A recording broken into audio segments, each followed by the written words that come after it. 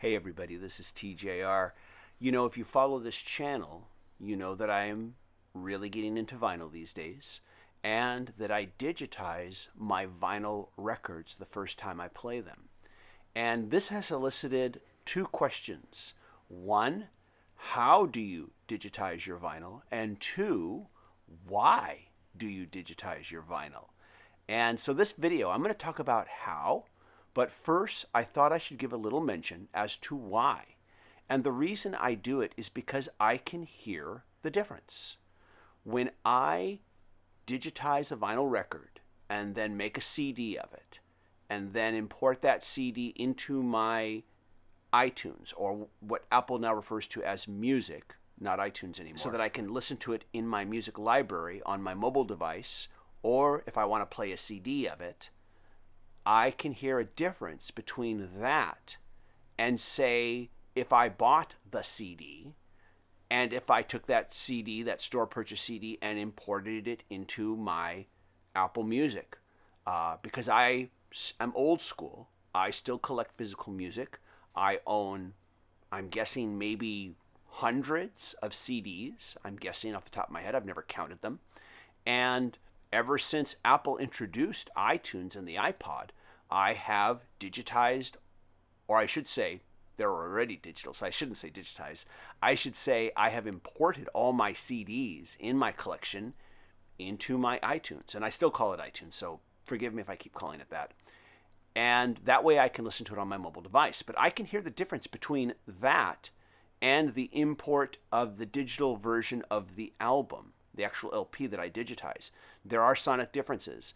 And as I've said before, when it comes to the CD versus vinyl debate, I don't think there's a clear-cut answer. I sometimes find that I prefer the sound of the vinyl over the sound of the CD. Sometimes I prefer the CD over the sound of the vinyl. And sometimes it's not really a preference. They have different sonic qualities, and there's things that I appreciate about each one.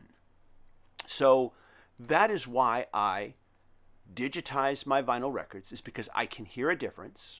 And also, I feel like I'm preserving that sound of the vinyl the first time it gets played. And I save that as a full quality WAV file, so that if the record ever develops a skip, I have a digitization of that vinyl record burned to CD and saved as a backup.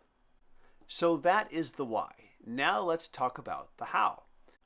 Right now you're looking at the interface for Vinyl Studio, which is an application that I purchased on the Apple App Store. It was $20 when I first bought it.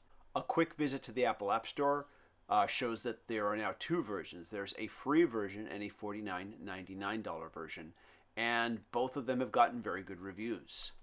I am, of course, aware of the fact that I could use Audacity, which I do use for certain audio applications, but for digitizing vinyl records, I really like this software and thought it was well worth the 20 bucks I paid.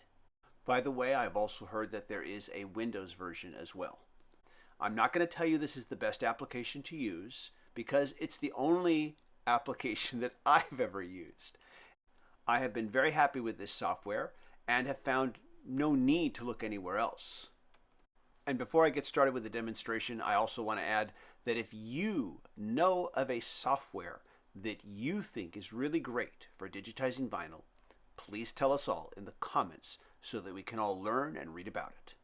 Now let's begin the demonstration. The first thing I do before I begin the digital process is I clean the record. And you may be thinking to yourself, well, it's brand new. Do you really have to clean it? Yes, you do. Once in a while, I will pull a record out of the sleeve and it's surprisingly clean. But usually there is some level of dust and debris that is already developed, and so you do want to clean it first. There are all different types of cleaning methods out there, and whatever one works for you, great. I myself like to use a carbon fiber brush, and I like to just brush all the dust into one line. I basically sweep the record is what I do.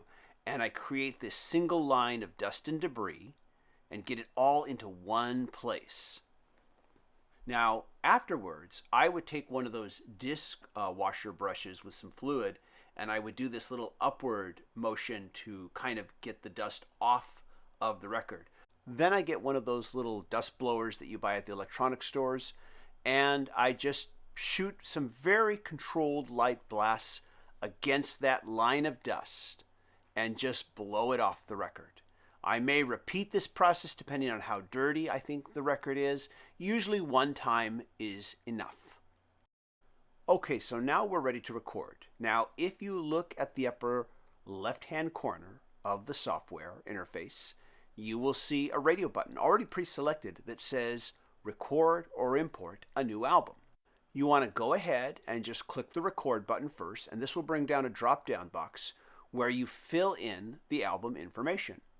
From here, you want to fill in the artist name, the name of the album, you want to put in the year of the release, and you want to go ahead and list the genre. If you don't have the year of release, well, there's this handy invention called the internet, which I've discovered, which will let you look up the year of the release.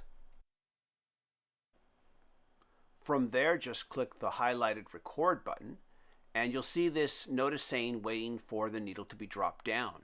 Now at this point, you have to get up and drop the needle down onto the record.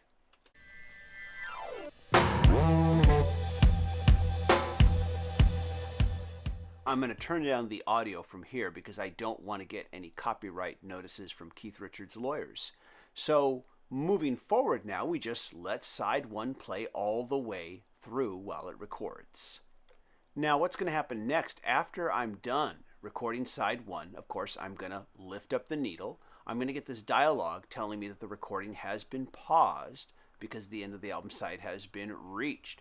To record the next album side, turn the record over and click continue. To terminate recording, click cancel. So what I will generally do is I will click continue and then I will click stop. That way I can now begin recording side two. Now there is a reason why I actually record each side as a separate side versus recording both sides as just one side, which you can do. And the reason for that is because every once in a while, there is what I call a digital glitch in the recording. It doesn't happen very often, but it does happen. This is not a fault of the vinyl. This is just the fault of the software. And that is because computers and software, like any other technology, is never 100% perfect. There's always going to be weird little things that happen. I'm sure you know this if you've ever dealt with computers in your lifetime. So what I will do is I will record side one, I'll click continue, I'll click stop, and then I'll select to record side two as a separate side. This way, if one of those digital glitches occurs when I listen back, I only have to re-record the one side that has the glitch versus re-recording the entire album. Because unfortunately, this is one of the limitations of digitizing vinyl, is you can't just go to that separate track and fix it separately. So once that's done, I click record again and begin the same process for side two.